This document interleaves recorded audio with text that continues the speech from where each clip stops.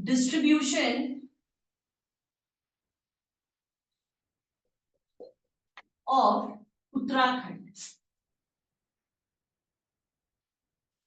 Geographical distribution of Uttarakhand. सबसे पहले उत्तराखंड के ज्योग्राफिकल डिस्ट्रीब्यूशन को समझने से पहले हमारे लिए जरूरी है कि हम इंडिया के डिस्ट्रीब्यूशन को समझें। इंडिया ज्योग्राफिकल डिस्ट्रीब्यूशन, अगर हम बात करें तो जो उत्तराखंड है वो मोटे तौर पर अगर हम देखें तो एक पर्वतीय क्षेत्र है, हिली रीजन। तो इसकी जो लोकेशन है वो समहाउ कहीं ना कहीं माउंटेन्स की तरफ, या हम कहें हिमालय। तो यूं तो अगर हम इंडिया के ज्योग्राफिकल डिस्ट्रीब्यूशन की बात करते हैं तो ये मुख्यतः 5 रूप से होता है। सबसे पहले आपका हिमालय, प्लेन्स ऑफ गंगा, यानी कि गंगा का मैदान, हिमालय गंगा का मैदान। इसके बाद आ जाते हैं आपके प्लेट्यू, या जिन्हें हम कहते हैं पठार। नेक्स्ट आ जाता है हमारे पास कोस्ट, या इन्हें ही हम कहते हैं तट, जो आगे चलकर 2 भाग में डिवाइड होते हैं, वेस्टर्न घाट एंड ईस्टर्न घाट। ये हम जब जीएस की क्लास करेंगे तब बहुत ब्रीफ इनको पढ़ेंगे, अभी हम बहुत सूक्ष्म रूप में इसको देख रहे हैं। तो तट की बात करें, वेस्टर्न घाट, ईस्टर्न घाट, और लास्ट पोर्शन आ जाता है आइलैंड, जिसमें हमारा अंडमान निकोबार, लक्षद्वीप, ये सारे की सारी चीजें कवर हो जाती है। पर अगर हम बात करें उत्तराखंड की, तो उत्तराखंड कहीं ना कहीं इन 2 पोर्शन में, जिसमें मैक्सिमम पोर्शन हिमालय का है, तो अब हम इसको देखेंगे। लेकिन हिमालय की भी अगर हम बात करें तो उत्तराखंड में हिमालय का कोई दूसरा पोर्शन है, जबकि पूरे भारत में जो हिमालय शुरू हो जाता है वो हमारा जम्मू कश्मीर, लद्दाख से लेकर लास्ट अरुणाचल प्रदेश तक ये रहता है, और उसमें कहीं जाकर हमारा एक स्टेट आता है उत्तराखंड। तो पहले हम समझते हैं इंडिया के संदर्भ में हिमालय की क्या स्थिति है। पहले हम समझेंगे इसे इंडिया के रिस्पेक्ट में हिमालय। इस तरीके का एक चार्ट हमने बनाया था, जिसमें हमने देखा कि हिमालय को 2 भाग में डिवाइड किया गया है। एक है हमारा trans Himalaya and second one is only Himalaya. Trans Himalaya को अगर हमने आगे चल के देखा तो इसे 3 भाग में डिवाइड किया है। इसी तरीके से आप लोग भी बनाएंगे। इसको याद करने की बहुत शॉर्ट ट्रिक है कि ट्रांस हिमालय यानी कि हिमालय से भी ऊपर का क्षेत्र, तो वहां पर जाने के लिए हमें कलेजा चाहिए, है ना। कलेजा बोलते हैं ना कि जिगरा चाहिए भाई, अगर इतनी ऊंची चोटी पर जानी है तो उसके लिए जिगरा चाहिए, कलेजा। तो जिगरा ना याद करके आप कलेजा शब्द याद करेंगे कि इतनी ऊंची चोटी ट्रांस हिमालय में जाने के लिए हमें कलेजा चाहिए। तो कलेजा से अगर हम बात करें तो एक ट्रिक हमारी बन जाती है, क से काराकोरम,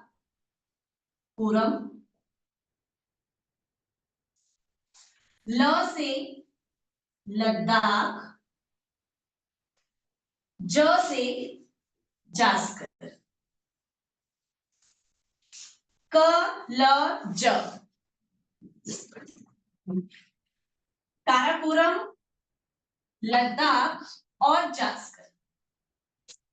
तो हमने देखा ट्रांस हिमालय में जाने के लिए कलेजा चाहिए, यानी कि काराकोरम, लद्दाख, जास्कर, और इसको आप इसी सीक्वेंस में याद करेंगे। आप ये नहीं कर सकते कि जास्कर आपने पहले ले लिया या लद्दाख लास्ट में ले लिया। सबसे पहले जो सर्वोच्च एरिया हमारा है वो है काराकोरम, इसके बाद लद्दाख और इसके बाद जास्कर।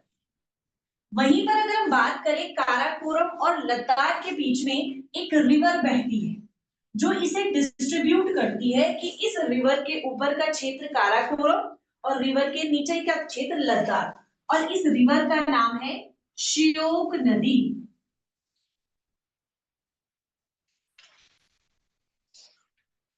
Got it? तो यहां तक समझ में आया कि काराकोरम और लद्दाख के बीच में जो नदी है उसका नाम क्या है? श्योक नदी। इसके बाद हमने देखा लद्दाख और जास्कर, यहाँ पर भी एक नदी बह रही है और इस नदी का नाम है सिंधु। सिंधु नदी। तो हमने देखा काराकोरम और लद्दाख के बीच में श्योक नदी, लद्दाख और जास्कर के बीच में सिंधु नदी। वहीं अब बात करते हैं हिमालय इन उत्तराखंड। तो ये डिस्ट्रीब्यूट है कुछ इस प्रकार से। सबसे पहला जो पोर्शन हमारे पास है वो है ग्रेटर हिमालय। ग्रेटर हिमालय को और भी बहुत सारे नामों से जाना जाता है।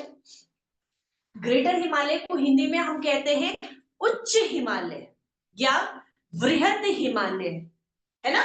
तो यहां पर मैं लिख लेती हूं, इसी को ही कहते हैं उच्च हिमालय या वृहद हिमालय।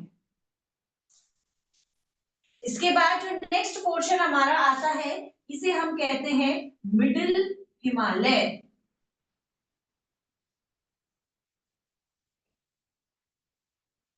यही इसको हिंदी में क्या क्या कहा जाता है?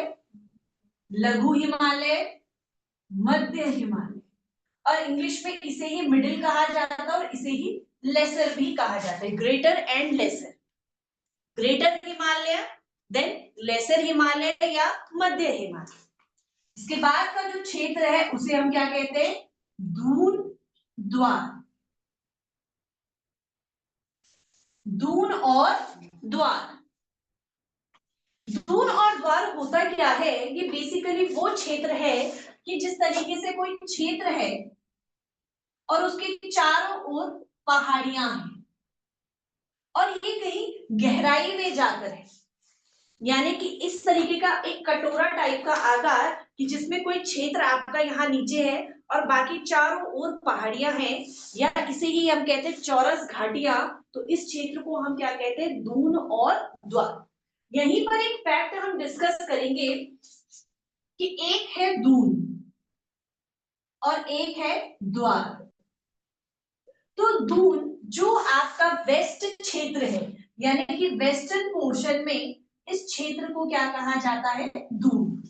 पश्चिमी क्षेत्र में इसी क्षेत्र को, जो चौरस घाटियां है, इन्हें क्या कहा जाता है? दून। जबकि जो आपका ईस्टर्न पोर्शन है वहां पर ऐसे क्षेत्र को, यानी कि चौरस घाटिया वाला जो क्षेत्र है, उसे क्या कहा जाता है? द्वार। अब यहीं पर हम इसको एक छोटे से मैप के रूप में समझेंगे कि ये कैसे क्लैरिफाई हो पा रहा है।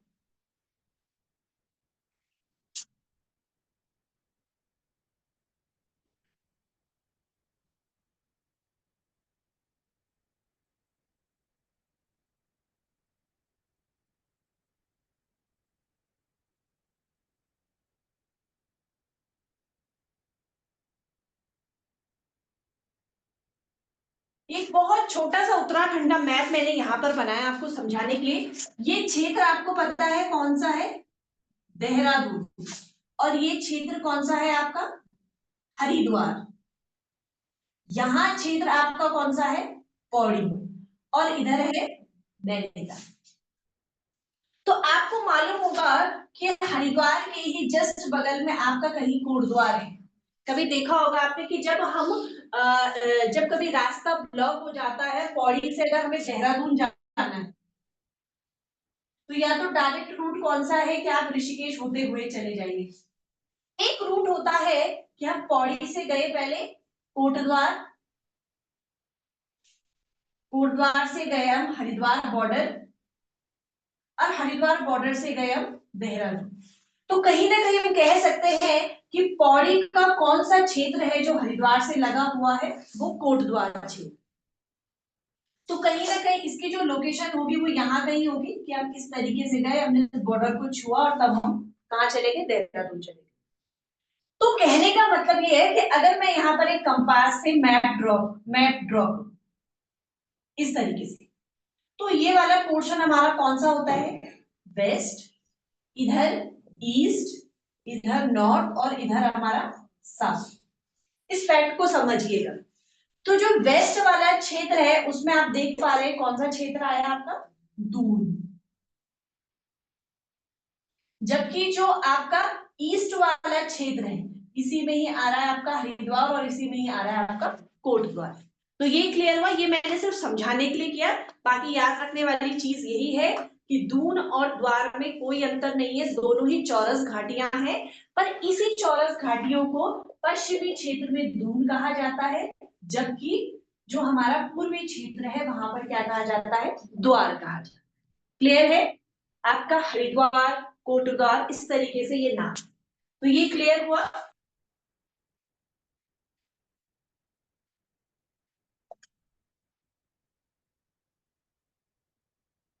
इसके बाद हमने देखा greater Himalaya, then middle Himalaya, Doon Dwar, और नेक्स्ट क्षेत्र हमारा क्या आ जाता है, शिवालिक। शिवालिक के बाद भाबर, भाबर के बाद तराई, और लास्ट में जो क्षेत्र है वो क्या है हमारा, गंगा का मैदान। तो ये चीजें हम डे 1 में डिस्कस कर चुके थे, और आई होप आप लोग इसको घर पर भी रिवाइज कर रहे होंगे, क्योंकि ये टॉपिक जो मैं आपको करवा रही हूँ, ज्योग्राफिकल डिस्ट्रीब्यूशन ऑफ उत्तराखंड, बिल्कुल मैं इस बात को 100% श्योर होकर कह सकती हूँ कि 99.99% चांसेस रहती है इस टॉपिक से क्वेश्चन के आने की।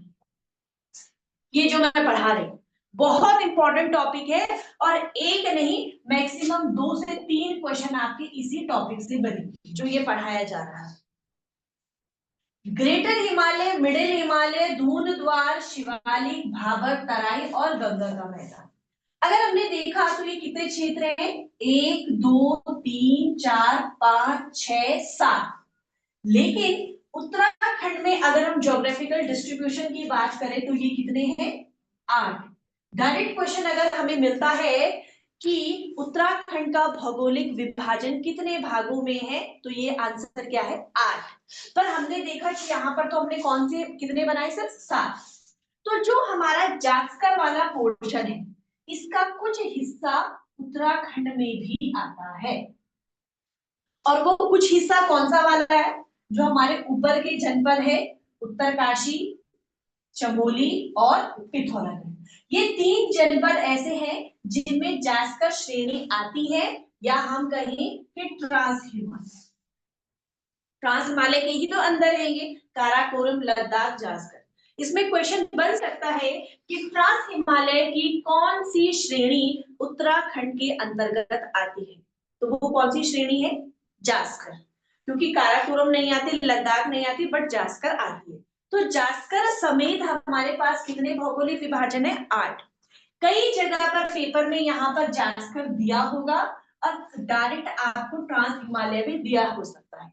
यानी कि अगर उत्तराखंड के 8 भौगोलिक विभाजन की बात करें तो उनके नाम क्या क्या होंगे, सबसे पहले ट्रांस हिमालय, फिर ग्रेटर हिमालय, मिडिल हिमालय, दून द्वार, शिवालिक, भाबर, तराई और गंगा का मैदान। यहां तक क्लियर है, यहां तक कोई डाउट, ठीक है।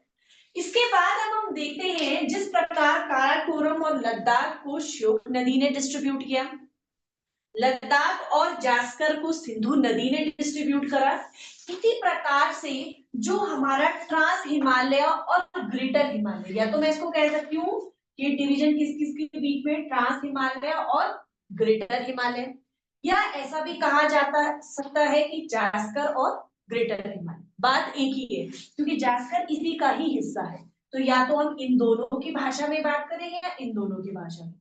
तो यहाँ पर जो क्षेत्र है हमारा,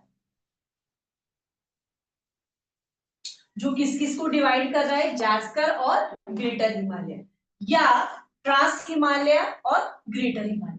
तो इस क्षेत्र को कहा जाता है ITSZ, ITSZ, इंडो तिब्बत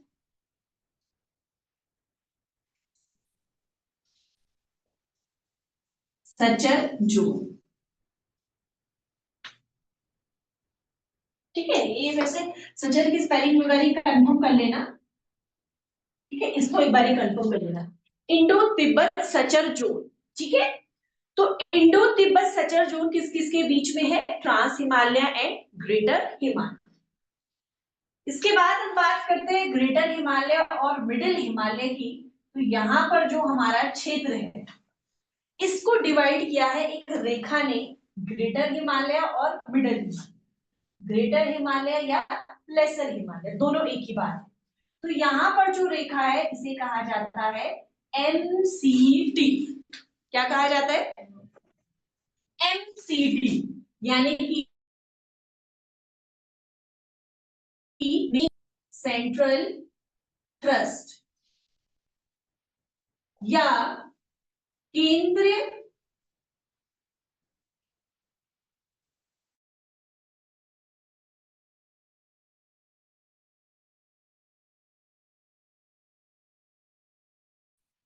भ्रंश या मुख्य केंद्र रेखा, कुछ भी कह लीजिए, भ्रंश कह लीजिए या रेखा कह लीजिए। तो MCT यानी कि मेन सेंट्रल थ्रस्ट किस किस के बीच में है? ग्रेटर हिमालय एंड लेसर या मिडिल हिमालय। यहां तक क्लियर है?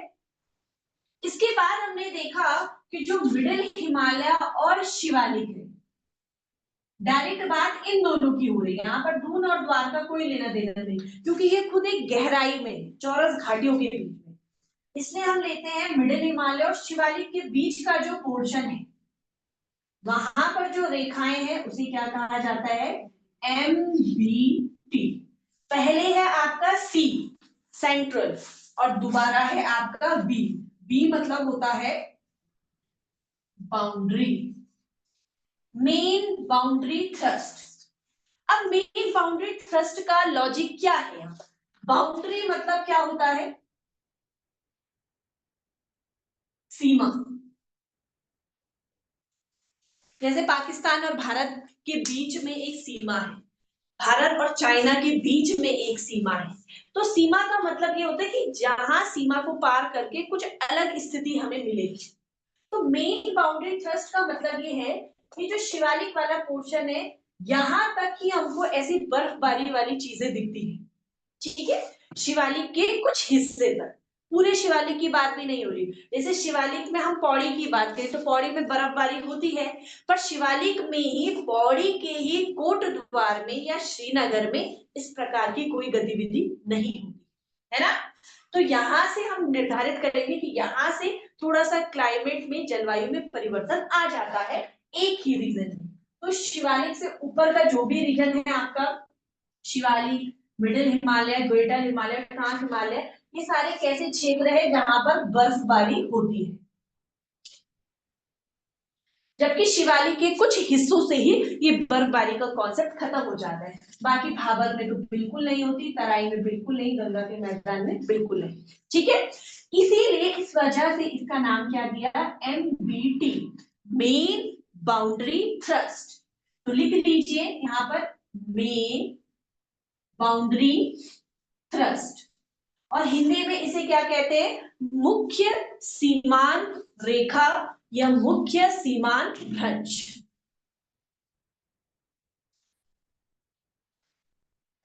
ठीक है, तो आई होप यहां तक आप लोगों को क्लियर हुआ होगा। इसके बाद हमने देखा कि जो शिवालिक के बाद का पोर्शन है, चाहे वो भाबर हो, तराई हो या गंगा का मैदान हो, अब इससे रिलेटेड क्वेश्चन कैसे बनेंगे पेपर में? कई बार ये दे देगा आपको कि region between Shivalik and plains of Ganga, direct दे देगा आपको कि शिवालिक और गंगा के मैदान के बीच का क्षेत्र।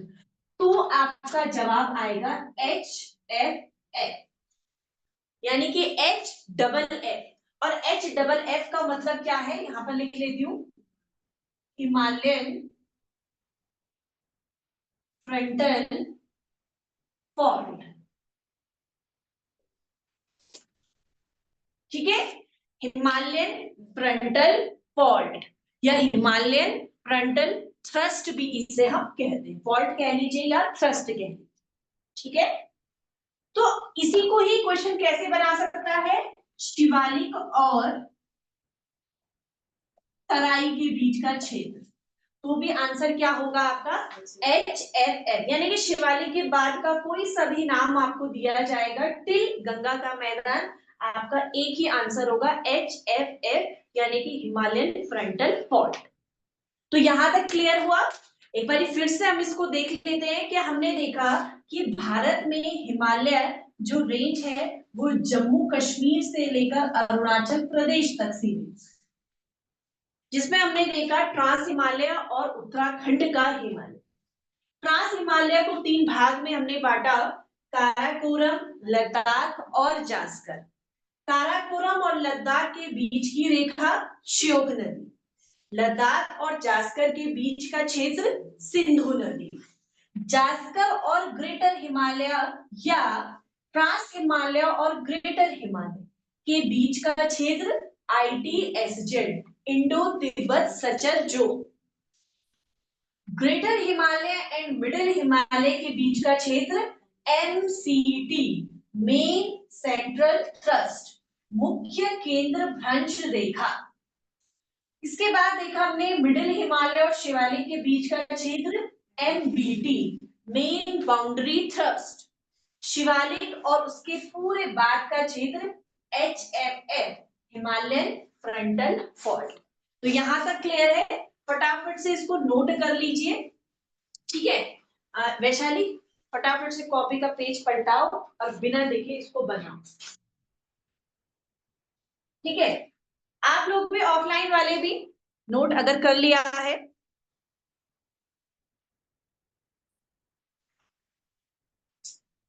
आप लोग मुझे कमेंट कीजिए कि क्या आप लोगों ने ये नोट कर लिया है, तो हम इसके बाद आगे बढ़ेंगे।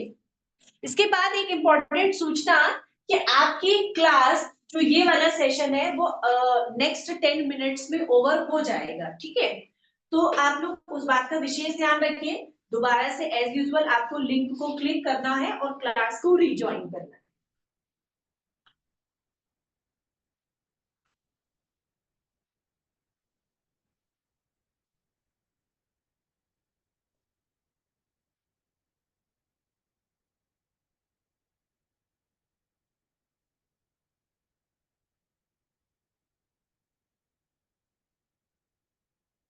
पेपर सॉल्व कर लिया था वैशाली, समझ में आया कुछ कुछ कुछ आ रहे थे? चलो ठीक है, अभी स्टार्टिंग है, अभी तो कुछ, और वैसे तो तुमने तो कोचिंग करी है तो तुम्हें तो आना चाहिए।